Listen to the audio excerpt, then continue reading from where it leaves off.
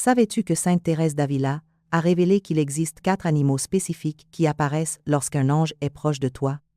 Ces créatures ne sont pas le fruit du hasard, ce sont des messagers célestes que la plupart ignorent. Si tu as déjà vu l'un de ces animaux à des moments particuliers, prête une grande attention à ce que tu es sur le point d'entendre. Sainte Thérèse d'Avila, la grande mystique du Carmel, n'a pas seulement vécu des extases et des visions célestes. Dans ses écrits les moins connus, elle a laissé des révélations extraordinaires sur la façon dont le ciel communique avec nous à travers des signes qui nous entourent. L'un des plus beaux et des moins diffusés est la présence de 4 animaux spécifiques qui se manifestent lorsqu'un ange est proche. Ces créatures n'apparaissent pas par hasard, ce sont des messagers divins envoyés pour nous consoler, nous protéger et nous rappeler que nous ne sommes jamais seuls. Pendant des siècles, cet enseignement est resté caché dans les pages de ces demeures spirituelles, mais aujourd'hui, toi et moi, allons le découvrir ensemble. Si tu sens que Dieu t'a envoyé des signes à travers la nature, écris dans les commentaires. Je crois aux anges. Ne quitte pas cette vidéo avant la fin, car à la conclusion je te révélerai la promesse la plus puissante que Sainte Thérèse a laissée à ceux qui reconnaissent et honorent ces signes célestes. Et tout au long de ce message, tu découvriras des détails qui transformeront ta manière de percevoir la présence de Dieu dans ta vie quotidienne. Manifeste ta dévotion dès maintenant. Mets un like si tu désires la protection angélique, et abonne-toi si tu désires reconnaître les signes du ciel sur ton chemin. En l'an 1567, alors que Sainte Thérèse d'Avila se trouvait en profonde prière dans sa cellule du couvent de Saint-Joseph, elle fit une vision qui allait changer à jamais sa compréhension de la façon dont le ciel communique avec la terre. Ce n'était pas une extase comme celle qu'elle avait déjà expérimentée. C'était quelque chose de différent, plus subtil, plus proche de notre vie quotidienne. La sainte vit comment les anges gardiens, ces êtres lumineux que Dieu assigne à chaque âme dès le moment de sa conception, non seulement nous accompagnent de manière invisible, mais envoient aussi des signes visibles, tangibles, que nous pouvons percevoir avec nos sens. Et l'un de ces signes les plus beaux et les plus constants se manifeste à travers certains animaux qui apparaissent à des moments précis de notre vie spirituelle. Sainte Thérèse écrivit dans ses notes personnelles que ses sœurs carmélites gardèrent jalousement, que lorsqu'un ange désire se rendre présent de manière perceptible, spécialement pour consoler un cœur affligé ou confirmer une grâce reçue, il utilise la création elle-même comme véhicule de son message. Et parmi toutes les créatures de Dieu, il y en a 4 que les anges préfèrent pour se manifester. Le premier animal que Sainte Thérèse a identifié est la colombe blanche. Oui, la colombe. Cet oiseau que nous connaissons tous, que nous voyons sur les places et dans les jardins, que nous considérons comme commun et ordinaire. Mais Sainte Thérèse nous révèle que lorsqu'une colombe blanche apparaît dans des circonstances inhabituelles, dans des moments de prière profonde, de douleur intense ou de décision importante, ce n'est pas une simple coïncidence, c'est un messager angélique. La sainte raconte qu'à plusieurs reprises, pendant ces moments de plus grande angoisse spirituelle, lorsqu'elle sentait le poids de la fondation de nouveaux couvents ou lorsqu'elle traversait les nuits obscures de l'âme, une colombe blanche apparaissait près de sa fenêtre. Elle n'arrivait pas avec le bruit habituel des oiseaux, elle arrivait en silence, se posait, la regardait. Et dans ce regard, Thérèse sentait une paix inexplicable qui inondait tout son être. Pourquoi la colombe? Parce que depuis les temps bibliques, cet animal est symbole de l'Esprit Saint. Lorsque Jean baptisa Jésus dans le Jourdain, l'Esprit descendit sous la forme d'une colombe. Mais Sainte Thérèse va plus loin. Elle nous enseigne que les anges, étant les serviteurs de l'Esprit Saint, utilisent cette créature pour nous dire « Me voici, n'aie pas peur, Dieu est avec toi ». La colombe blanche apparaît spécialement dans 3 moments. Premièrement, lorsque tu as prié le cœur brisé, en demandant un signe que Dieu t'écoute. Deuxièmement, lorsque tu es sur le point de prendre une décision importante et que tu as besoin d'une confirmation divine. Troisièmement, lorsque tu as perdu un être cher et que ton âme a besoin de consolation. Thérèse décrit dans ses écrits que la colombe messagère ne se comporte pas comme les autres oiseaux, elle ne cherche pas de nourriture, ne se distrait pas, elle se contente de se présenter, de maintenir sa présence le temps nécessaire pour que tu la remarques, et ensuite elle s'en va en laissant derrière elle une trace de paix intérieure qu'on ne peut expliquer avec des paroles humaines. Beaucoup de femmes au fil des siècles ont vécu cela sans le savoir. Elles ont vu une colombe blanche se poser sur le rebord de la fenêtre de leur cuisine, juste après avoir récité le rosaire. Elles ont trouvé une colombe dans le jardin le jour de l'anniversaire de la mort de leur mari. Elles ont senti la présence de cet oiseau lors d'une visite au cimetière et ont pensé « Quelle coïncidence !» Mais Sainte Thérèse nous dit « Non ma fille, ce n'est pas une coïncidence, c'est ton ange qui te rappelle que le ciel est plus proche que tu ne l'imagines. » La colombe blanche porte aussi un message spécifique selon la tradition thérésienne. Lorsqu'elle apparaît le matin, elle annonce une journée de grâce spirituelle. Lorsqu'elle apparaît au crépuscule, elle confirme que tes prières ont été exaucées. Lorsqu'elle apparaît dans des moments de tristesse, c'est l'embrassement invisible de ton ange gardien qui te dit « Tu n'es pas seul », mais ce n'est que le premier des 4 animaux. Sainte Thérèse a laissé le témoignage de 3 autres, chacun avec une signification profonde, chacun associé à différents moments de notre vie spirituelle, et ce que tu es sur le point de découvrir dans les prochaines minutes t'aidera à reconnaître quand le ciel cherche à te parler à travers ses créatures bénies. Car la colombe blanche est la messagère de la paix et de la confirmation divine. Mais le deuxième animal, que Sainte Thérèse a révélé, est lié à quelque chose d'encore plus puissant, la protection au milieu du danger et la présence de l'ange gardien dans les moments de plus grande vulnérabilité. Et ce deuxième messager céleste apparaît dans des lieux que tu n'imaginerais jamais. Le deuxième animal que Sainte Thérèse d'Avila a identifié dans ses révélations mystiques est un animal que beaucoup de personnes ont vu sans comprendre la véritable signification de sa présence. Il s'agit du papillon blanc. Oui, le papillon.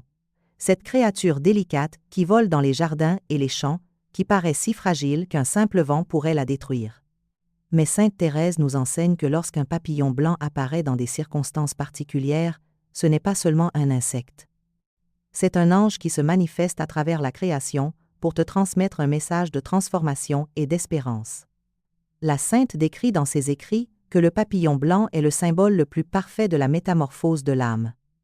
Tout comme la chenille meurt à sa forme antérieure pour renaître avec des ailes, l'âme chrétienne meurt au péché pour renaître dans la grâce. Et les anges, connaissant ce mystère, utilisent le papillon comme un rappel visible que Dieu peut transformer n'importe quelle vie, aussi obscure soit-elle. Sainte Thérèse raconte qu'à de multiples reprises, pendant ses moments de prière dans le petit jardin du couvent, des papillons blancs apparaissaient et se posaient sur ses mains pendant qu'elle méditait sur les demeures de l'âme. Ils n'arrivaient pas en essaim, ils arrivaient seuls. Un seul papillon blanc lumineux, qui restait immobile sur sa peau, comme s'il écoutait ses pensées. La première fois que cela se produisit, Thérèse pensa qu'il s'agissait d'une simple curiosité de l'insecte. Mais lorsque le phénomène se répéta dans des moments clés de sa vie spirituelle, elle comprit qu'il y avait quelque chose de plus profond. Chaque fois qu'elle faisait face à une crise de foi, chaque fois qu'elle doutait de sa vocation, chaque fois que le démon la tentait par le découragement, un papillon blanc apparaissait pour lui rappeler « Toi aussi tu es en processus de transformation. N'aie pas peur de la douleur de la métamorphose. » Pourquoi le papillon blanc est-il un messager angélique? Parce qu'il représente la résurrection. Les anges savent que nous, êtres humains faibles et limités, avons besoin de rappels constants que la mort n'est pas la fin, que la souffrance a un sens, que chaque épreuve est une occasion de transformation. Et quel meilleur moyen de nous le rappeler qu'à travers une créature qui meurt littéralement dans le cocon pour renaître avec des ailes. Le papillon blanc apparaît surtout dans 3 contextes très précis. D'abord, lorsque tu traverses un processus de conversion profonde, lorsque tu as décidé de laisser derrière toi une vie de péché et que tu cherches la grâce de Dieu avec sincérité. Dans ces moments, voir un papillon blanc près de ta fenêtre ou dans ton jardin est la confirmation angélique que ta transformation est accompagnée depuis le ciel. Deuxièmement, le papillon apparaît lorsque tu as subi une perte douloureuse et que ton âme a besoin de la promesse de la résurrection. Beaucoup de femmes ont vécu cela. Elles ont perdu un enfant, un mari, une mère. Et dans les jours qui suivent, tandis qu'elles prient ou pleurent en silence, un papillon blanc entre par la fenêtre et vole près d'elles. Ce n'est pas un hasard. C'est l'ange gardien de cette personne décédée, ou ton propre ange qui te dit « La vie ne s'arrête pas, il y a la résurrection, il y a les retrouvailles ». Troisièmement, le papillon blanc apparaît lorsque tu es sur le point de prendre une décision qui changera ta vie, un mariage, une vocation religieuse, un déménagement, une renonciation. Dans ces moments de carrefour, le papillon est le rappel angélique que toute grande décision implique de mourir à quelque chose pour renaître à quelque chose de nouveau, et que si tu prends cette décision en harmonie avec la volonté de Dieu, tes ailes spirituelles se déploieront. Sainte Thérèse a aussi laissé des indications très précises sur la façon de discerner si l'apparition du papillon est authentiquement angélique ou simplement naturelle. Elle dit « Observe le comportement. Un papillon ordinaire vole de manière erratique, cherche des fleurs, s'éloigne rapidement, mais un papillon envoyé par les anges se comporte de manière inhabituelle, il s'approche de toi sans peur. Il se pose sur ta main, sur ton épaule, sur le cadre de ta fenêtre. Il reste immobile comme s'il t'observait, et lorsqu'il part, il laisse dans ton cœur un sentiment de paix et d'espérance que tu ne peux expliquer. » Il y a un détail que Sainte Thérèse mentionne et que très peu connaissent. Elle dit que lorsque le papillon blanc est un véritable messager angélique, son vol est différent. Il n'est ni maladroit ni agité. Il est harmonieux, presque dansant, comme s'il suivait une chorégraphie céleste. Et si tu prêtes attention, tu remarqueras que sa présence coïncide toujours avec un moment de prière, de lecture spirituelle ou de profonde réflexion sur Dieu. Beaucoup de femmes dévotes ont vu des papillons blancs se poser sur les tombes de leurs proches. D'autres les ont vus entrer chez elles justement lorsqu'elles récitaient le rosaire. Certaines les ont trouvés dans des lieux impossibles, comme à l'intérieur d'une église fermée ou en plein hiver, alors qu'il ne devrait pas y avoir de papillons. Tous ces signes montrent que les anges sont proches, utilisant cette créature pour nous dire « Nous sommes ici, nous veillons sur toi, nous t'accompagnons dans ton processus de transformation. » Mais la colombe et le papillon ne sont pas les seuls messagers. Sainte Thérèse a révélé un troisième animal, qui apparaît dans les moments les plus sombres de notre vie, lorsque tu traverses le deuil le plus profond, lorsque tu marches dans la vallée des ombres, lorsque tu visites le cimetière le cœur brisé. Ce troisième animal est celui qui apporte le plus de consolation, parce qu'il arrive précisément quand tu en as le plus besoin. Et son identité va te surprendre. Le troisième animal que Sainte Thérèse d'Avila a révélé dans ses écrits mystiques est celui qui est profondément lié aux moments de deuil, de solitude et aux chemins difficiles. C'est une créature que la Bible mentionne avec respect, que les saints ont vue comme symbole de fidélité et que les anges utilisent pour accompagner les âmes qui traversent la vallée de larmes. Cet animal est le chien. Oui, le chien, mais pas n'importe quel chien. Sainte Thérèse précise qu'il s'agit d'un chien au pelage clair, généralement blanc ou doré, au regard serein et au comportement inhabituellement paisible. Un chien qui apparaît dans des circonstances inexplicables, qui n'appartient à personne que tu connais, qui se présente dans des moments de profonde affliction et disparaît ensuite sans laisser de traces. La sainte raconte que lors d'un de ses voyages les plus dangereux, alors qu'elle et ses sœurs carmélites traversaient des chemins solitaires en pleine nuit, pour fonder un nouveau couvent, un chien au pelage blanc apparut de nulle part et les accompagna pendant des kilomètres. Il n'aboyait pas, ne demandait pas de nourriture, il se contentait de marcher à leur côté comme un gardien silencieux. Lorsqu'elles arrivèrent dans un lieu sûr, le chien s'arrêta, les regarda avec des yeux remplis de paix et disparut dans l'ombre. Thérèse comprit à ce moment-là que ce n'avait pas été un chien ordinaire. C'était son ange gardien qui se manifestait de façon visible pour les protéger du danger. Car les chemins de cette époque étaient remplis de brigands, d'animaux sauvages et d'une obscurité menaçante. Et Dieu, dans sa miséricorde infinie, envoya un gardien qu'elle pouvait voir et sentir proche. Pourquoi le chien est-il un messager angélique? Parce que depuis les temps anciens, le chien est symbole de loyauté, de protection et de compagnie inconditionnelle. Dans le livre de Tobie, l'archange Raphaël accompagne le jeune Tobie dans son voyage dangereux et avec eux va un chien fidèle. Ce chien n'est pas mentionné par hasard. C'est un rappel que les anges ne nous protègent pas seulement spirituellement, mais se manifestent parfois à travers des créatures qui nous apportent une consolation tangible. Le chien envoyé par les anges apparaît surtout dans 3 situations très spécifiques. La première est lorsque tu traverses un deuil profond et que tu marches seul vers le cimetière ou que tu reviens d'un enterrement. Beaucoup de femmes ont vécu cela. Elles ont perdu un mari, un enfant, un père. Et sur le chemin du retour à la maison, brisées par la douleur, un chien inconnu apparaît et les accompagne en silence. Il ne les dérange pas, n'exige pas d'attention, il marche simplement à leur côté comme pour leur dire « Tu n'es pas seul. Ton ange est ici. » La deuxième situation est lorsque tu te trouves dans un endroit dangereux ou que tu ressens une peur inexplicable. Ce peut être un chemin sombre, une rue déserte, un moment de vulnérabilité, et soudain un chien au pelage clair apparaît et reste près de toi, jusqu'à ce que le danger passe ou que tu atteignes un lieu sûr. Puis il disparaît sans que tu puisses expliquer d'où il venait ni où il est allé. La troisième situation, et peut être la plus émouvante, est lorsque tu visites la tombe d'un être cher et qu'un chien que tu n'as jamais vu s'approche, s'assoit à côté de toi et te regarde avec une sérénité qui touche l'âme. Sainte Thérèse dit que dans ces moments-là, le chien n'est pas seulement un animal, c'est la manifestation visible de l'ange gardien de cette personne décédée qui vient te dire « Il va bien, elle est en paix, il ne souffre plus ». Il existe des témoignages de femmes qui ont vécu cela et ne l'ont compris que des années plus tard. Une dame raconte que le jour de l'enterrement de sa mère, alors que tous étaient partis et qu'elle resta seule près de la tombe en pleurant sans consolation, un chien blanc apparut de nulle part, s'assit à ses côtés et posa sa tête sur ses genoux.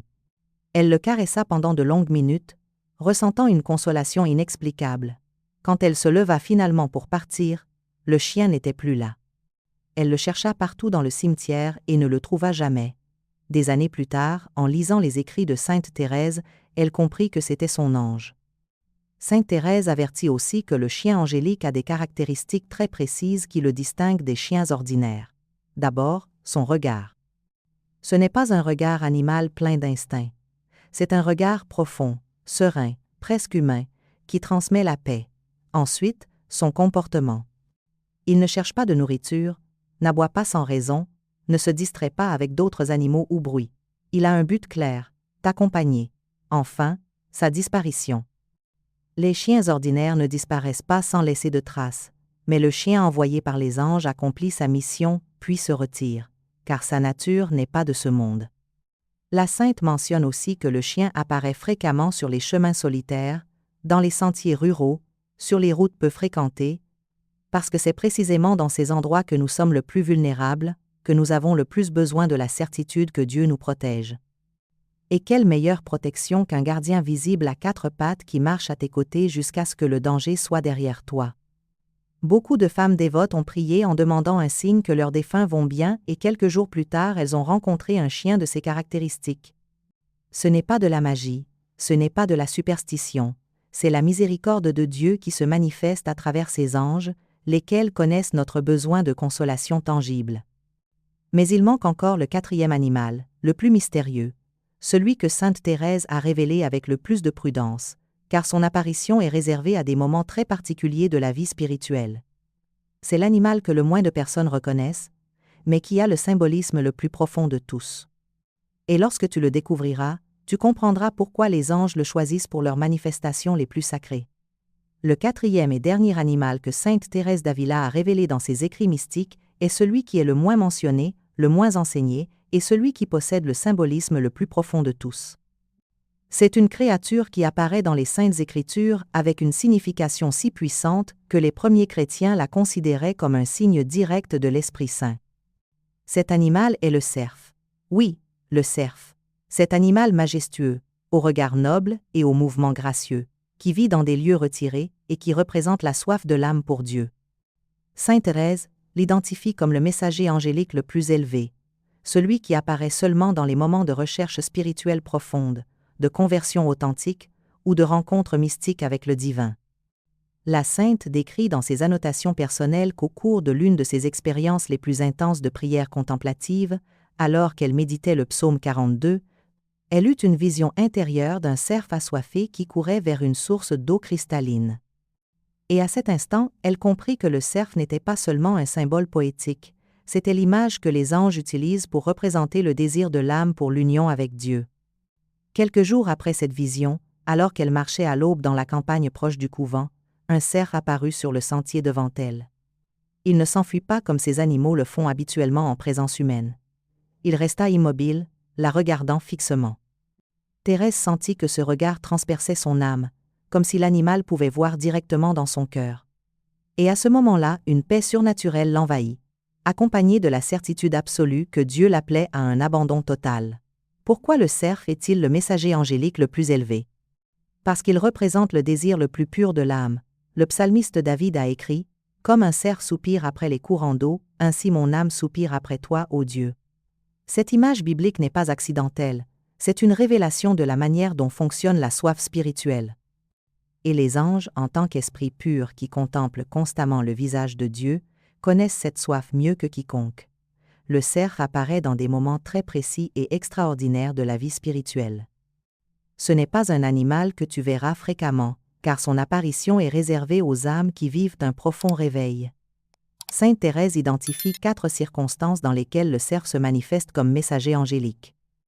La première est pendant un processus de conversion radicale, lorsque quelqu'un a vécu loin de Dieu pendant des années et éprouve soudain un appel intérieur si fort qu'il ne peut l'ignorer. Dans ces moments de crise spirituelle, lorsque l'âme ressent une soif désespérée de grâce, le cerf peut apparaître comme confirmation angélique que Dieu répond à ce cri. La deuxième circonstance est avant de recevoir une grâce mystique spéciale.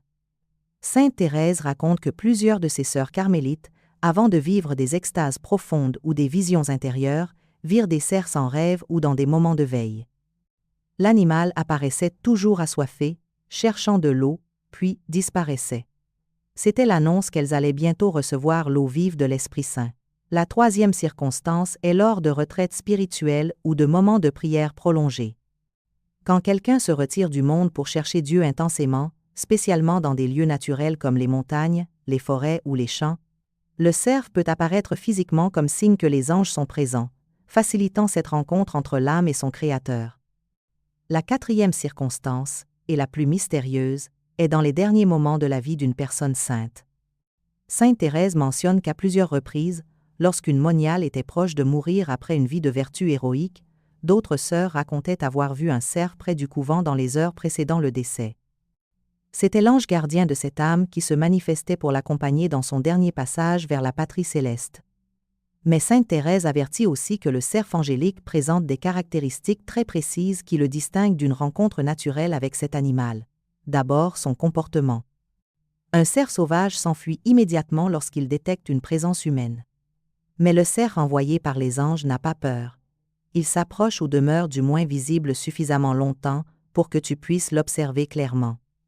Ensuite, la sensation qu'il laisse. Une rencontre ordinaire avec un cerf peut susciter surprise ou admiration pour la beauté de l'animal, mais une rencontre avec le cerf angélique produit quelque chose de plus profond. Une soif intérieure inexplicable, un désir soudain de prière, une envie ardente d'être seul avec Dieu. C'est comme si l'animal éveillait en toi la même soif spirituelle qu'il représente. Enfin, le moment où il apparaît. Le cerf angélique n'apparaît jamais dans des circonstances triviales. Il coïncide toujours avec des moments de recherche spirituelle intense, de crise vocationnelle, de retraite dans la solitude ou de proximité de la mort. Sa présence n'est pas décorative, c'est un message direct du ciel. Sainte Thérèse mentionne que le cerf est aussi lié à l'eau, car dans l'Écriture il apparaît toujours assoiffé, cherchant les courants. C'est pourquoi, si tu vois un cerf près d'une rivière, d'une source ou même près d'une fontaine d'eau bénite dans un lieu sacré, la probabilité qu'il soit un messager angélique augmente considérablement. Il y a un dernier détail que la Sainte révèle et que très peu connaissent.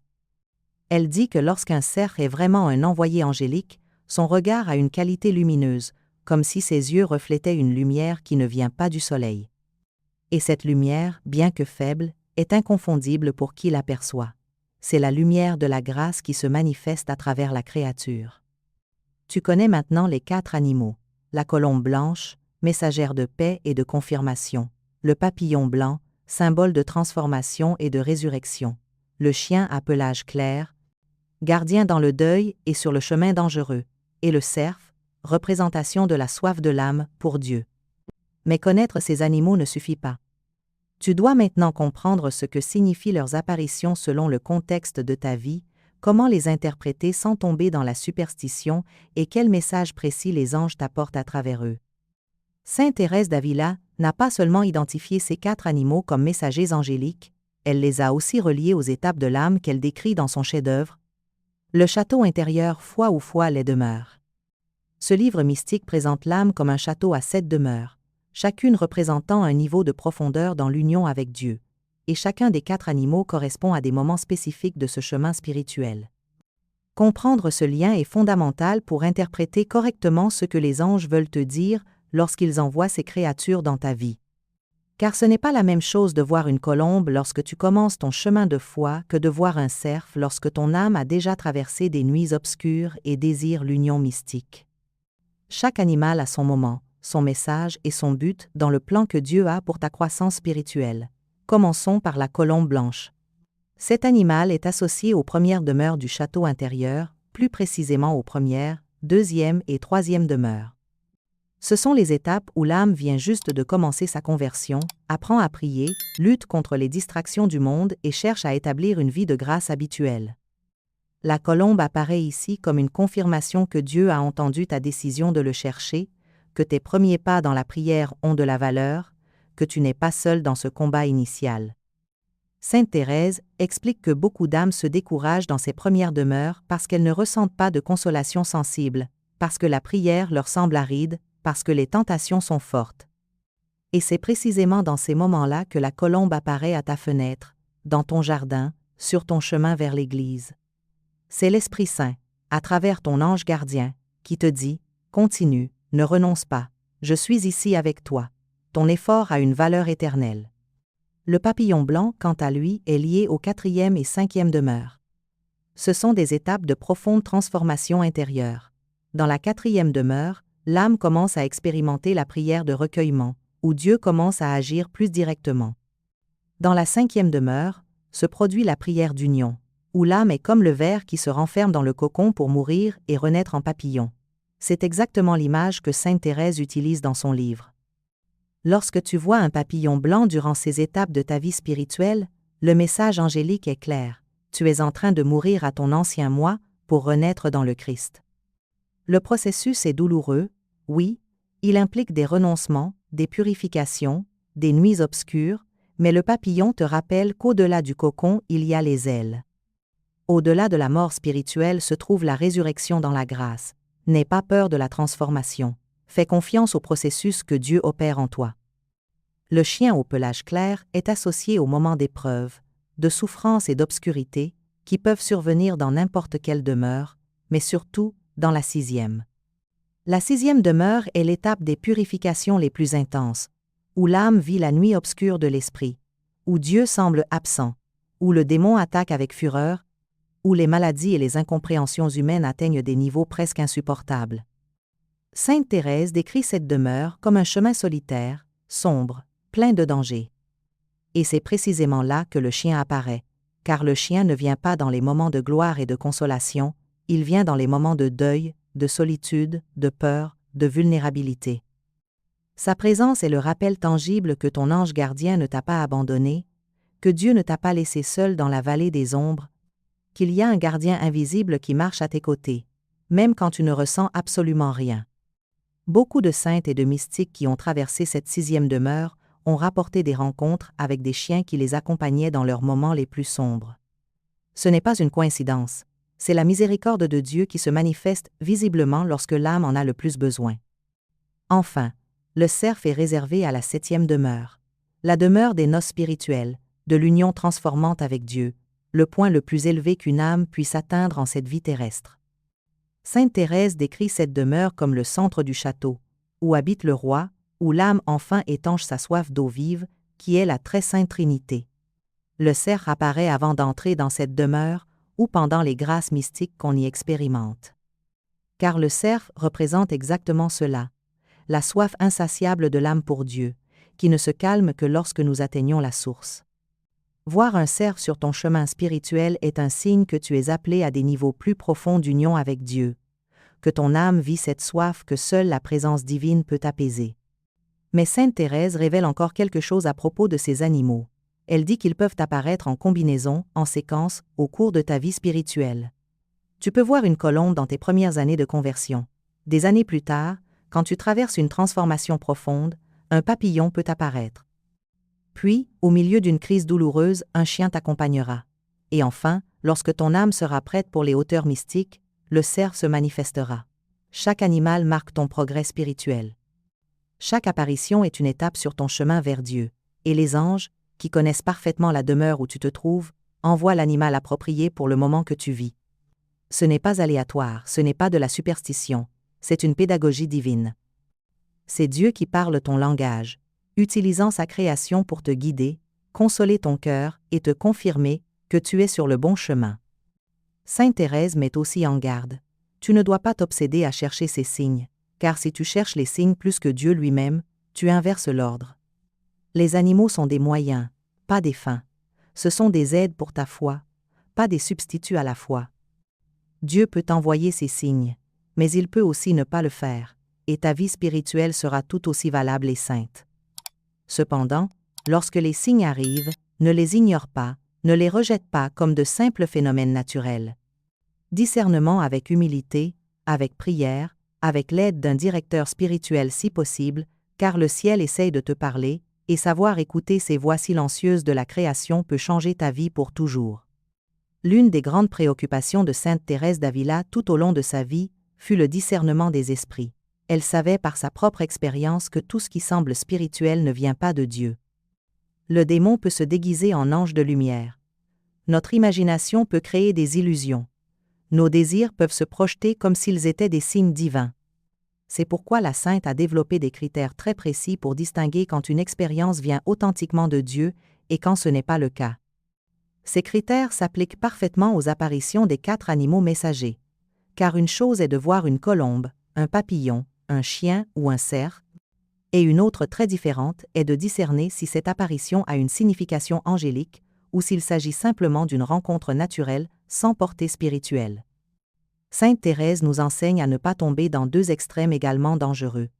Le scepticisme qui nie tout signe divin et la crédulité qui voit des miracles dans n'importe quelle coïncidence. Le premier critère de discernement que sainte Thérèse établit est la paix intérieure. Lorsqu'une expérience vient vraiment de Dieu, elle laisse dans l'âme une paix profonde, sereine, durable. Ce n'est pas une émotion superficielle ni un enthousiasme passager. C'est une certitude intérieure qui demeure même des jours après l'événement. Si, après avoir vu l'un de ces animaux dans des circonstances inhabituelles, tu ressens cette paix que tu ne peux expliquer, cette tranquillité qui dépasse toute compréhension, il est très probable que tu aies reçu une visite angélique. Au contraire, si après l'expérience tu ressens de l'inquiétude, de l'anxiété, de la confusion ou un besoin obsessionnel de chercher d'autres signes, cela ne vient pas de Dieu. Les anges apportent toujours la paix, le démon apporte la perturbation, ton imagination apporte la confusion, Dieu apporte la clarté et la sérénité. Le deuxième critère est l'humilité. Sainte Thérèse insiste constamment sur le fait que les expériences authentiques de Dieu rendent toujours l'âme plus humble, plus consciente de sa petitesse, plus reconnaissante pour la miséricorde divine. Si, après avoir vu l'un de ces animaux et avoir pensé qu'il s'agissait d'un signe angélique, tu commences à te sentir spécial, élu, supérieur aux autres, fier d'avoir reçu cette grâce, alors cela ne vient pas de Dieu, cela vient de ton ego. Les vraies visites angéliques te rendent petite devant Dieu. Elles t'amènent à la gratitude, non à la vanité. Elles t'incitent à servir davantage, non à te vanter de tes expériences spirituelles.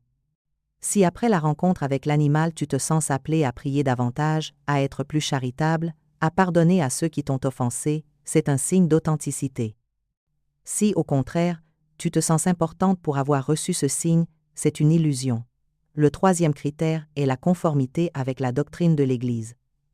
Sainte Thérèse fut soumise à de multiples interrogatoires de la part de l'Inquisition précisément parce que ses expériences mystiques étaient si extraordinaires que certains doutaient de leur orthodoxie. Mais elle se soumettait toujours au jugement de ses confesseurs, des théologiens, du magistère. Elle n'a jamais prétendu que ses expériences étaient au-dessus de l'enseignement de l'Église. Appliqué à notre sujet, cela signifie que si tu interprètes l'apparition d'un animal d'une manière qui contredit la doctrine catholique, tu te trompes. Par exemple, si tu vois un papillon et crois qu'il s'agit de l'âme réincarnée de ton mari défunt, c'est faux. L'Église n'enseigne pas la réincarnation. Si tu vois un chien et penses que tu peux l'adorer comme s'il était divin, c'est de l'idolâtrie.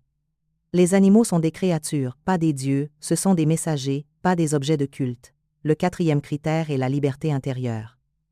Les expériences qui viennent de Dieu ne t'esclavisent jamais, ne t'obligent pas, ne t'enlèvent pas ta capacité de choisir. Si, après avoir vu l'un de ces animaux, tu ressens une obsession incontrôlable de chercher d'autres signes, si tu cesses de remplir tes devoirs quotidiens pour courir après des colombes, si tu abandonnes la prière normale pour te consacrer uniquement à interpréter des symboles, cela ne vient pas de Dieu. C'est une maladie spirituelle. Dieu respecte ta liberté. Les anges suggèrent, ils n'imposent pas. Les vrais signes t'invitent à grandir dans la foi, mais ne t'obligent à rien. Tu peux toujours dire non. Tu peux toujours demander plus de clarté. tu peux toujours consulter quelqu'un de prudent avant de prendre des décisions importantes basées sur ces expériences. Le 5e critère est la durée des effets. Sainte Thérèse observe que les consolations fausses, celles qui viennent de notre imagination ou du démon, sont intenses mais brèves. Elles t'émotionnent beaucoup sur le moment, mais après quelques heures ou quelques jours, il n'en reste aucune trace. En revanche, les grâces authentiques de Dieu laissent une empreinte durable dans l'âme. Elles transforment ta vie de manière stable. Si tu as vu une colombe il y a 6 mois et que tu te souviens encore de la paix ressentie, si cette rencontre a changé ta manière de prier ou de faire confiance à Dieu, c'est un signe d'authenticité. Si, au contraire, ce n'était qu'une émotion passagère qui n'a laissé aucun fruit dans ta vie spirituelle, il est probable qu'elle n'ait pas eu de signification surnaturelle. Le 6e critère est la confirmation à travers l'Écriture et les sacrements. Sainte Thérèse cherchait toujours à ce que ses expériences mystiques soient confirmées par la parole de Dieu et par la vie sacramentelle de l'Église. Si l'apparition d'un animal t'incite à lire davantage la Bible, à communier plus fréquemment, à te confesser avec sincérité, c'est un bon signe. Si, au contraire, elle t'éloigne des sacrements parce que tu crois avoir une connexion directe avec le ciel et ne plus avoir besoin de la médiation de l'Église, tu es dans une grave erreur. Sainte Thérèse recommande aussi de parler avec un directeur spirituel ou un prêtre prudent, non pour qu'il décide à ta place, mais pour t'aider à discerner, car l'orgueil spirituel peut facilement nous tromper. Nous croyons être guidés par Dieu alors qu'en réalité, nous suivons nos propres désirs déguisés en inspiration divine. Enfin, Sainte Thérèse insiste sur le fait que le meilleur discernement se fait dans le temps. Ne te précipite pas pour juger. Si tu as vu l'un de ces animaux dans des circonstances inhabituelles, garde l'expérience dans ton cœur, comme Marie gardait les paroles dans le sien. Observe les fruits qu'elle produit dans ta vie. Si, avec le temps, cette expérience t'a rapproché de Dieu, t'a rendue plus humble, plus charitable, plus patiente, alors il est probable qu'elle ait été authentique. Si elle n'a laissé aucun fruit, ne t'en préoccupe pas. Continue ton chemin de foi sans t'attacher aux expériences extraordinaires, car au final ce qui importe n'est pas le nombre de signes que tu reçois, mais l'amour que tu vis. Et maintenant que tu connais les animaux, leur signification et comment discerner leur authenticité, il est temps que tu entendes les témoignages de personnes réelles qui ont vécu ces apparitions et comment elles ont transformé leur vie pour toujours. Au fil des siècles, d'innombrables personnes ont fait l'expérience de rencontres avec ces 4 animaux dans des circonstances qui défient toute explication naturelle. Sainte Thérèse ne fut pas la seule à les recevoir comme messagers angéliques. De son époque jusqu'à nos jours, des femmes de foi profonde ont vécu des expériences similaires qui confirment la véracité de ces révélations mystiques. Aujourd'hui, je vais te partager quelques témoignages qui t'aideront à reconnaître le schéma de ces visitations célestes. Maria, une femme de 68 ans qui vivait dans un petit village d'Espagne, traversait le deuil le plus douloureux de sa vie. Son mari était décédé après 50 ans de mariage. Les premiers mois furent dévastateurs. La maison était pleine de silence et de vide. Chaque recoin lui rappelait son mari. Chaque nuit, elle pleurait en demandant à Dieu un signe que son époux allait bien, qu'elle pourrait supporter cette solitude. Un après-midi, alors qu'elle priait le rosaire devant la fenêtre de son salon, une colombe blanche arriva et se posa sur le rebord. Il n'était pas habituel de voir des colombes dans cette zone. L'oiseau resta là immobile, la regardant directement pendant plusieurs minutes. Maria sentit une paix inexplicable envahir son cœur. C'était comme si quelqu'un lui avait retiré un poids des épaules. Elle cessa de pleurer. Elle sourit pour la première fois depuis des mois. La colombe partit, mais la paix demeura. Depuis ce jour, Maria sut que son mari était dans les bras de Dieu et qu'elle aussi serait bien. Carmen, une femme de 72 ans, faisait face à une décision difficile. Ses enfants voulaient qu'elle vende la maison familiale et vienne vivre avec eux en ville. Mais elle aimait cette maison. Là, elle avait élevé ses enfants, partagé sa vie avec son mari défunt, cultivé son jardin. Pourtant, sa santé n'était plus la même, et vivre seule devenait dangereux. Elle ne savait que faire. Elle passait des heures en prière en demandant de la clarté. Un matin, alors qu'elle arrosait les plantes de son jardin, un papillon blanc apparut et commença à voltiger autour d'elle. Il se posa sur sa main, chose que Carmen n'avait jamais vécue.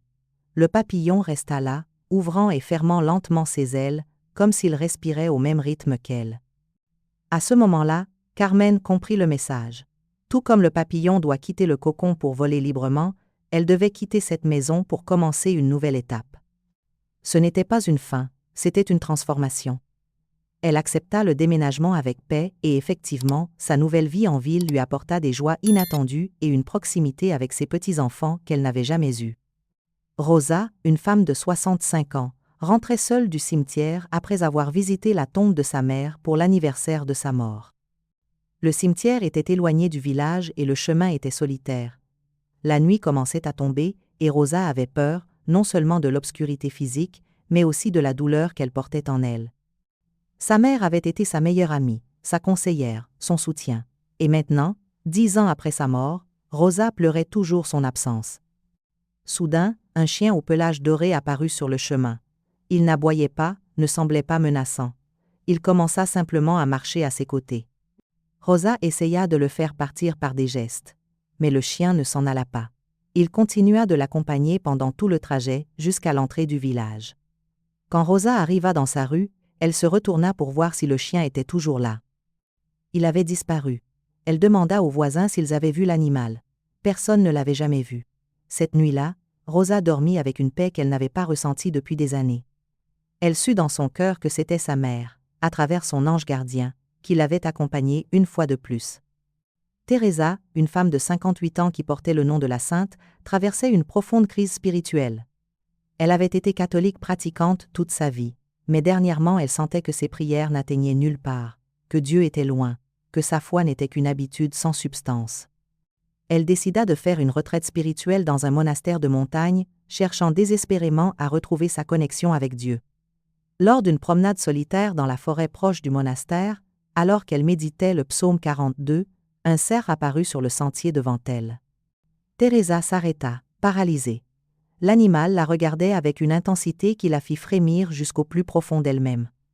Ce n'était pas un regard animal, c'était un regard qui semblait la traverser, qui semblait la connaître complètement. Le cerf resta là pendant ce qui lui parut une éternité, même si ce ne furent probablement que quelques secondes. Puis il disparut entre les arbres. Teresa tomba à genoux et pleura, mais ce n'étaient pas des larmes de tristesse, c'étaient des larmes de libération. Elle ressentit une soif incontrôlable de Dieu, un désir si intense qu'elle ne pouvait l'expliquer. Elle retourna au monastère en courant, et passa le reste de la retraite en prière profonde. Cette expérience marqua le début d'une transformation spirituelle qui changea sa vie pour toujours. Des années plus tard, Teresa devint directrice spirituelle et aida de nombreuses autres femmes à trouver leur chemin vers Dieu. Ces témoignages ne sont pas des contes de fées, ce sont des expériences réelles de femmes réelles qui, dans leurs moments de plus grand besoin, ont reçu la visite de ces animaux messagers. Chacune a interprété correctement le signe selon son contexte de vie. Aucune n'est tombée dans la superstition. Aucune n'a idolâtré l'animal. Toutes ont compris que ce qu'elles avaient vécu était la miséricorde de Dieu se manifestant de façon tangible à travers sa création. Et surtout, toutes ces expériences ont produit des fruits durables de paix, de conversion, de consolation et de croissance spirituelle. C'est le sceau d'authenticité que Sainte Thérèse nous a appris à chercher, non pas le caractère spectaculaire de l'événement, mais la transformation qu'il produit dans l'âme. Être toi aussi as-tu une rencontre similaire, et tu ne l'avais pas comprise jusqu'à maintenant. Être te souviens-tu de ce jour où une colombe t'a regardé d'une manière étrange, ou de ce papillon qui est entré chez toi en plein hiver, ou de ce chien qui t'a accompagné sans raison apparente. Ne rejette pas ces souvenirs, porte-les dans la prière, demande le discernement, et, s'il s'agissait de signes authentiques, remercie Dieu pour sa proximité. Mais connaître les animaux et écouter des témoignages ne suffit pas. Tu dois maintenant savoir comment répondre à ces signes, quelle prière dire, comment ouvrir ton cœur pour recevoir la protection angélique. Et c'est exactement ce que Sainte Thérèse nous enseigne dans ses écrits les plus intimes sur la dévotion aux anges gardiens. Sainte Thérèse d'Avila n'a pas seulement enseigné à reconnaître les signes angéliques, elle a aussi laissé des prières spécifiques pour invoquer la protection des anges gardiens, et pour demander le discernement lorsque nous avons besoin de confirmer la volonté de Dieu dans notre vie. Ces prières ne sont pas des formules magiques. Ce sont des conversations intimes avec Dieu où nous lui demandons de nous permettre de percevoir la présence de nos gardiens célestes. La première prière que Sainte Thérèse utilisait servait à demander la protection angélique au début de la journée. Elle la récitait chaque matin avant de sortir de sa cellule, consciente que la journée apporterait tentation, difficultés et dangers, tant physiques que spirituels. Cette prière est particulièrement puissante lorsque tu la récites avec une foi sincère et un cœur humble. Saint ange de mon gardien, compagnon de mon âme, ne m'abandonne ni de jour ni de nuit. Illumine mon intelligence pour connaître la volonté de Dieu. Fortifie ma volonté pour l'accomplir. Garde mes sens de tout péché. Et si le Seigneur daigne m'envoyer des signes de sa présence à travers ses créatures, accorde-moi la grâce de les reconnaître avec humilité et gratitude. Amen. Cette prière est simple mais profonde. Elle ne demande pas de miracles spectaculaires. Elle demande l'essentiel, lumière, force, protection et capacité de discernement. Sainte Thérèse insistait sur le fait qu'avant de demander des signes, nous devons demander la sainteté, car les signes sont des moyens, pas des fins. Et si notre cœur n'est pas purifié, nous risquons de mal interpréter ce que Dieu veut nous dire. La deuxième prière que Sainte Thérèse utilisait était spécialement destinée aux moments de doute ou de crise. Lorsqu'elle affrontait des décisions importantes et ne savait pas quel chemin prendre, elle se prosternait devant le Saint-Sacrement et priait avec une profonde confiance. Cette prière est idéale pour ces moments où tu as besoin de clarté et où tu crains de te tromper. Seigneur mon Dieu, tu connais ma confusion et ma faiblesse. Je ne sais quel chemin suivre. Je ne vois pas clairement ta volonté. Je te demande humblement d'envoyer ton ange pour me guider.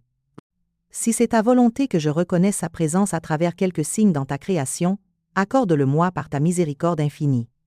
Mais si ce n'est pas ta volonté, donne-moi la paix d'accepter ton silence et de marcher dans une foi pure. Que ta volonté soit faite et non la mienne. Amen. Cette prière est particulièrement importante parce qu'elle inclut une clause d'abandon. Sainte Thérèse savait que Dieu ne répond pas toujours comme nous l'attendons. Parfois, il nous envoie des signes clairs. D'autres fois, il nous demande de marcher dans l'obscurité pour fortifier notre foi. Les deux chemins sont valables. Les deux nous rapprochent de lui si nous les acceptons avec humilité. La troisième prière servait à remercier après avoir reçu un signe ou expérimenté une consolation. Sainte Thérèse était très attentive à la gratitude. Elle savait que toute grâce vient de Dieu et doit être reconnue. Cette prière doit être dite lorsque tu as vu l'un des 4 animaux dans des circonstances qui te semblent significatives. Dieu de bonté infinie, je te rends grâce pour ta proximité. Merci d'envoyer tes anges pour me consoler dans ma faiblesse. Merci d'utiliser ta création pour me rappeler que je ne suis pas seul.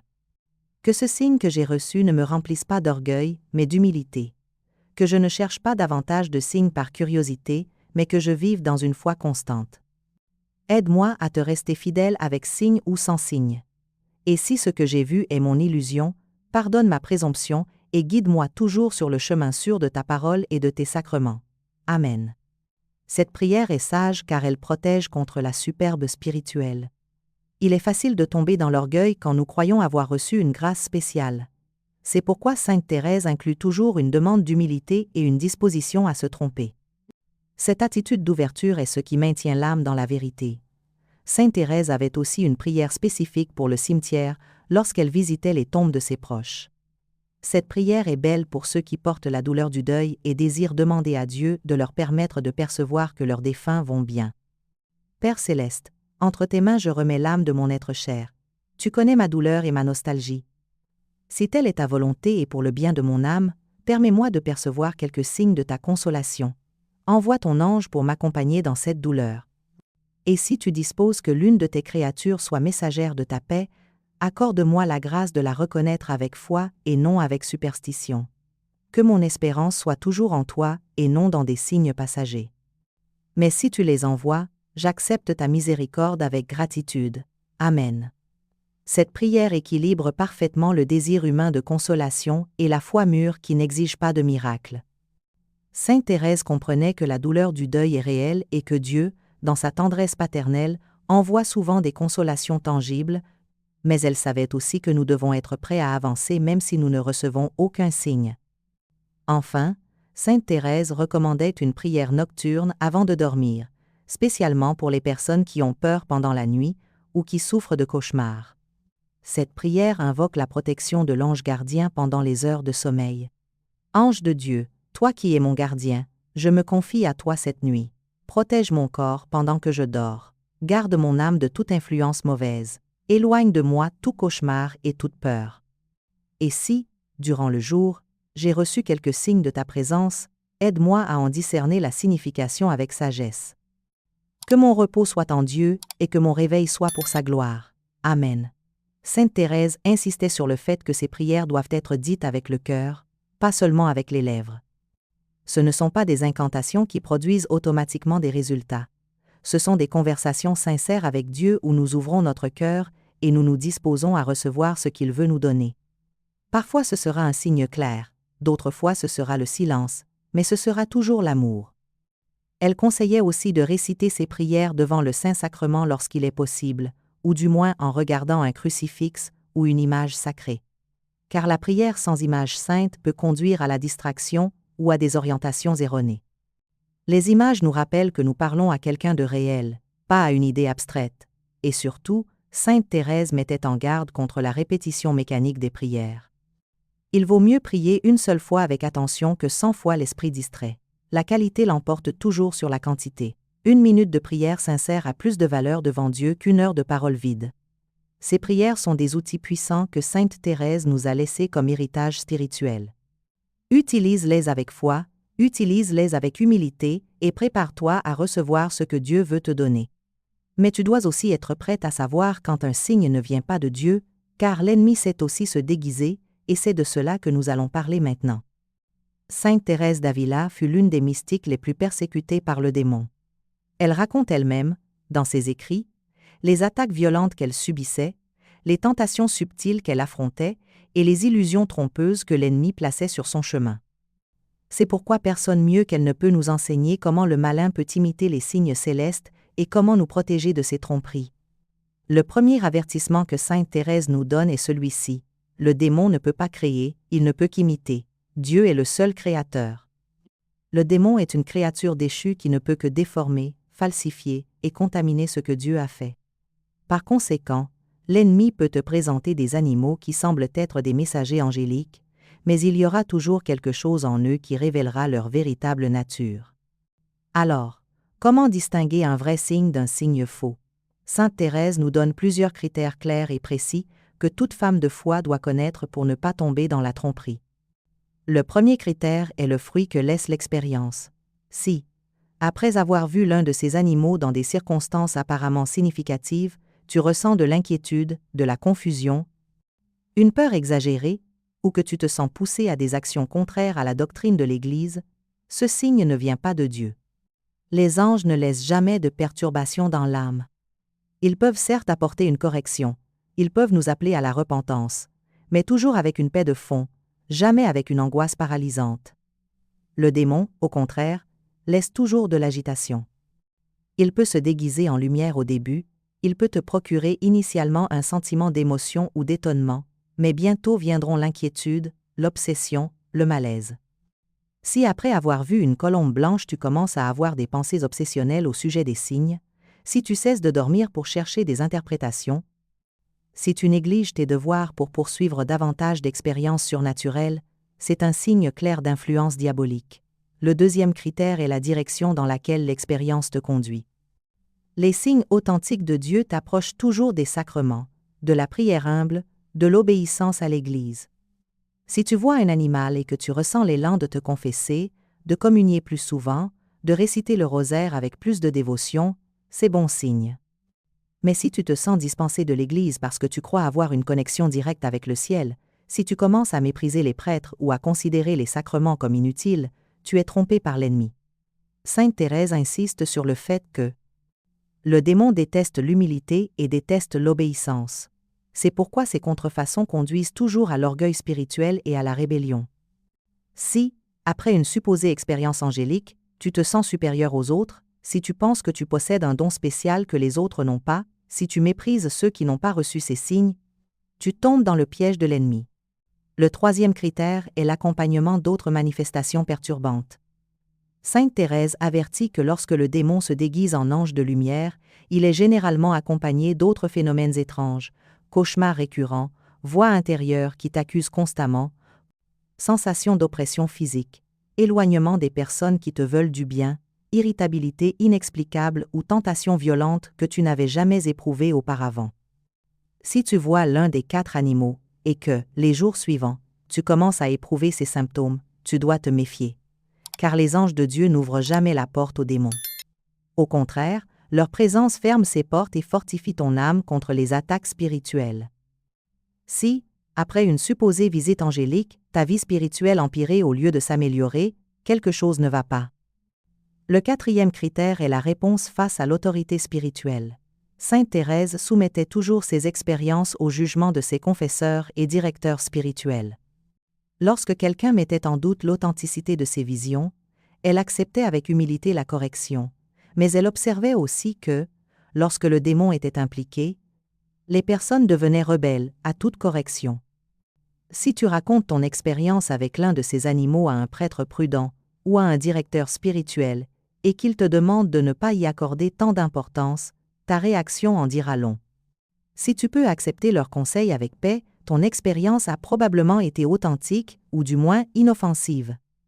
Mais si tu te mets en colère, si tu te sens incomprise, si tu penses qu'ils ne sont pas capables de comprendre ton niveau spirituel, tu tombes dans l'orgueil diabolique. Sainte Thérèse met aussi en garde contre une tromperie très subtile du démon, le mélange. Parfois, une expérience peut commencer en venant réellement de Dieu, mais le démon profite de ton manque de discernement pour la contaminer de ses propres suggestions. Par exemple, tu peux voir une colombe blanche qui fut véritablement envoyée par ton ange gardien pour te consoler, mais ensuite le démon te murmure des interprétations fausses, t'emmène vers des conclusions erronées ou t'incite à prendre des décisions précipitées basées sur ce signe. C'est pourquoi il est si important de ne pas agir immédiatement après ces expériences. Garde-les dans ton cœur, prie avec elles, consulte-les avec des personnes prudentes. Attends de voir les fruits. Ne prends pas de décision importante basée seulement sur un signe, aussi clair paraissent-ils. Dieu confirme toujours ses messages de plusieurs manières lorsqu'ils sont importants. Une autre tromperie courante que Sainte Thérèse identifie est celle des signes répétitifs obsessionnels. Si tu commences à voir des colombes blanches partout, si chaque fois que tu sors tu trouves des papillons, si des chiens te suivent constamment, ce n'est pas le signe d'une bénédiction spéciale. Il est plus probable que ce soit ton imagination exaltée ou, dans les cas graves, une influence diabolique qui cherche à t'emmener vers l'obsession. Les anges de Dieu sont sobres dans leurs manifestations. Ils n'ont pas besoin de se répéter constamment, parce qu'une seule visite bien faite suffit à laisser leur message. Le démon, au contraire, a besoin de répétition parce que ces signes ne laissent pas de fruits durables et il doit continuer à te stimuler artificiellement pour te garder accroché. Sainte Thérèse nous rappelle aussi que le meilleur antidote contre les tromperies du démon est la vie sacramentelle constante, confession fréquente, communion dévote, adoration du Saint-Sacrement, prière du rosaire, lecture des Écritures. Ces pratiques sont comme une armure spirituelle que le démon ne peut pas traverser. Si tu gardes ta vie spirituelle enracinée dans les sacrements, aucune illusion ne pourra te tromper très longtemps. Et finalement, Sainte Thérèse nous dit quelque chose de consolant. N'aie pas peur. Le démon fait beaucoup de bruit, mais il n'a aucun pouvoir réel sur une âme qui appartient au Christ. Si tu te trompes et confonds un signe diabolique avec un signe angélique, Dieu ne te punira pas si tu as agi avec humilité et bonne intention. Il connaît ton cœur. Il sait que tu es fragile et il rectifie toujours ton chemin si tu restes docile à sa grâce. Ce que tu ne dois jamais faire, c'est tomber dans la paranoïa. Ne vois pas des démons partout. Ne vise pas terroriser en pensant que toute expérience spirituelle peut être une tromperie. Vis dans la paix, dans la prière, dans l'humilité. Et si Dieu veut t'envoyer des signes à travers ses anges, tu les reconnaîtras aux fruits qu'il laisse dans ton âme. Car les fruits de l'Esprit Saint sont l'amour, la joie, la paix, la patience, la bonté, la bienveillance, la foi, la douceur et la tempérance. Et là où se trouvent ces fruits, là se trouve Dieu. Sainte Thérèse d'Avila n'a pas seulement enseigné à reconnaître les signes angéliques, elle nous a aussi laissé une promesse belle et consolante sur ce qui arrive lorsqu'on honore consciemment son ange gardien et qu'on vit attentif à sa présence dans notre vie. Cette promesse est fondée sur ses propres expériences mystiques et sur la doctrine constante de l'Église catholique concernant les anges gardiens. La première promesse que Sainte Thérèse nous fait est celle-ci. Celui qui honore son ange gardien ne marche jamais seul. Cela semble évident, mais la profondeur de cette vérité est immense. Il ne s'agit pas seulement de croire intellectuellement que tu as un ange. Il s'agit de vivre consciemment de sa présence, de lui parler, de lui demander de l'aide, de le remercier pour sa protection invisible. Et lorsque tu vis ainsi, ta vie se transforme. Sainte Thérèse raconte qu'après avoir commencé à cultiver une dévotion consciente envers son ange gardien, elle ne se sentit plus jamais abandonnée, même dans ses moments les plus sombres. Lorsqu'elle traversait les nuits de l'âme où Dieu semblait absent, son ange restait comme un ami fidèle qui, bien qu'invisible, faisait sentir sa proximité, et cette certitude de compagnie lui donnait la force de continuer. C'est particulièrement important pour les femmes qui vivent seules, qui sont veuves, qui ressentent le poids de la solitude. Cultiver la dévotion à l'ange gardien n'est ni de l'évasion ni de la fantaisie. C'est reconnaître une réalité théologique. Dieu t'a assigné un gardien personnel qui ne t'abandonne jamais. Depuis ta conception jusqu'à ton dernier souffle, cet ange est avec toi. Et si tu vis consciente de cette présence, la solitude perd son aiguillon. La deuxième promesse est que celui qui honore son ange gardien reçoit une protection spéciale dans les moments de danger. Sainte Thérèse en fit l'expérience à d'innombrables reprises. Il y eut des occasions où elle dut voyager sur des routes dangereuses, subir des persécutions, souffrir de graves maladies, et elle sentit toujours la protection invisible de son ange, écartant des dangers dont elle ne se rendait même pas compte. Il ne s'agit pas que les anges nous rendent immunes à la souffrance. Les saints souffrent eux aussi. Mais il y a une différence entre souffrir sous la protection de Dieu et souffrir abandonné aux forces du mal. L'ange gardien ne t'enlève pas la croix, mais t'aide à la porter.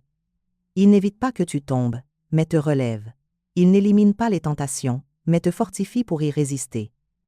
Beaucoup de personnes ont échappé à des accidents inexpliqués, évité des rencontres dangereuses sans savoir comment. Elles ont ressenti une voix intérieure leur dire « Ne prends pas ce chemin » à des moments critiques. Ce sont les anges gardiens qui œuvrent silencieusement. Et lorsque tu cultives consciemment la dévotion envers eux, cette protection devient plus perceptible. La troisième promesse est que celui qui honore son ange gardien reçoit des inspirations plus claires sur la volonté de Dieu. Les anges sont des messagers divins. Leur fonction principale est de communiquer les dispositions de Dieu aux âmes. Mais si tu vis distraite, si tu ne prêtes jamais attention aux mouvements intérieurs de ton cœur, si tu remplis ta vie de bruit et d'activisme, les inspirations angéliques ne peuvent pas pénétrer. Sainte Thérèse insistait sur l'importance du silence intérieur et de la prière contemplative précisément pour cela. Dans le silence, tu peux entendre les inspirations subtiles que ton ange met dans ton cœur. Ce ne sont pas des voix audibles, ni des visions spectaculaires, ce sont des mouvements intérieurs, des pensées qui te viennent avec une clarté inhabituelle, des certitudes inexplicables qui te guident dans tes décisions. Lorsque tu honores ton ange avec des prières quotidiennes, des invocations fréquentes, une gratitude constante, tu ouvres un canal de communication plus fluide, et tu découvres alors que tes décisions sont plus justes, que tu évites des erreurs que tu commettais auparavant, que tu marches avec plus de sécurité. Dans ta vie spirituelle, la quatrième promesse, et peut être la plus consolante, est que celui qui honore son ange gardien de son vivant reçoit son assistance particulière à l'heure de la mort. Sainte Thérèse craignait beaucoup de choses, mais elle ne craignait pas la mort. Pourquoi? Parce qu'elle savait avec certitude que son ange serait là pour l'escorte jusqu'au trône de Dieu. L'Église a toujours enseigné qu'au moment de la mort, l'âme affronte son jugement particulier devant Dieu. C'est un moment de vérité absolue où rien ne peut être caché. Et c'est aussi le moment où le démon livre sa dernière attaque pour tenter d'emporter l'âme. Mais l'ange gardien est là comme défenseur, comme avocat, comme escorte, qui présente l'âme devant le tribunal divin. Sainte Thérèse dit que si, durant ta vie, tu as cultivé une amitié avec ton ange, si tu l'as honoré, si tu as suivi ses inspirations, à ce moment final il te reconnaîtra comme son ami, et sa présence te donnera la paix au milieu de la peur naturelle que toute âme ressent en affrontant l'éternité. Tu ne seras pas seul. Ton gardien, qui t'a accompagné toute ta vie, t'accompagnera aussi dans ce dernier pas.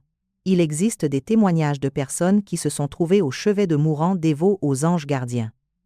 Elles racontent que ces personnes affrontent la mort avec une sérénité inexplicable, qu'elles sourient parfois comme si elles voyaient quelque chose de beau, que leurs dernières paroles sont de paix et de confiance. C'est la promesse accomplie. C'est le fruit d'une vie vécue en compagnie consciente de ton ange gardien. La cinquième promesse est que celui qui honore son ange gardien peut intercéder plus efficacement pour les âmes du purgatoire. Sainte Thérèse enseigne que les anges gardiens des personnes décédées continuent de s'intéresser à ces âmes tant qu'elles sont au purgatoire. Et si toi, sur terre, tu demandes à ton propre ange d'intercéder avec les anges de tes défunts, tes prières ont plus de poids. C'est comme créer un réseau d'intercession angélique. Ton ange parle avec les anges de tes proches décédés. Ensemble, ils présentent à Dieu les prières, les messes et les sacrifices que tu offres pour ces âmes. Et Dieu, qui aime l'ordre et la hiérarchie céleste, écoute avec une attention particulière les demandes qui lui parviennent accompagnées de l'intercession angélique. Enfin, Sainte Thérèse promet que celui qui cultive la dévotion à son ange gardien prépare son âme à des expériences mystiques plus profondes. Cela ne signifie pas que tous arriveront à des extases et des visions comme elle, mais il est vrai que l'amitié avec les anges dispose l'âme à une connaissance plus intime de Dieu. Les anges sont des maîtres spirituels. Ils connaissent les chemins de la prière. Ils peuvent te guider vers des formes plus élevées de contemplation. Si tu demandes à ton ange de t'apprendre à prier, de te guider dans ta lecture spirituelle, de te protéger durant ton temps d'adoration, tu découvriras que ta vie de prière se approfondit d'une manière que tu n'imaginais pas. Car les anges sont des experts pour unir les âmes à Dieu, c'est leur mission. Et lorsque tu coopères consciemment avec eux, cette mission s'accomplit avec une plus grande plénitude. Sainte Thérèse conclut en disant : ne gaspille pas le cadeau que Dieu t'a fait. Tu as un ami céleste qui ne dort jamais, qui ne se fatigue jamais, qui ne te trahit jamais, qui ne t'abandonne jamais. Cultive cette amitié, parle-lui, écoute-le, suis-le, et lorsque tu arriveras au ciel, il sera l'un des premiers à t'accueillir en te disant : bien joué, ma chère amie. Ensemble, nous avons achevé le chemin que Dieu nous avait confié. Nous avons parcouru ensemble un sentier mystique que Sainte Thérèse d'Avila a parcouru il y a des siècles et qui aujourd'hui s'ouvre devant toi avec la même fraîcheur et la même vérité. Les 4 animaux que tu as découverts ne sont ni des légendes ni des superstitions.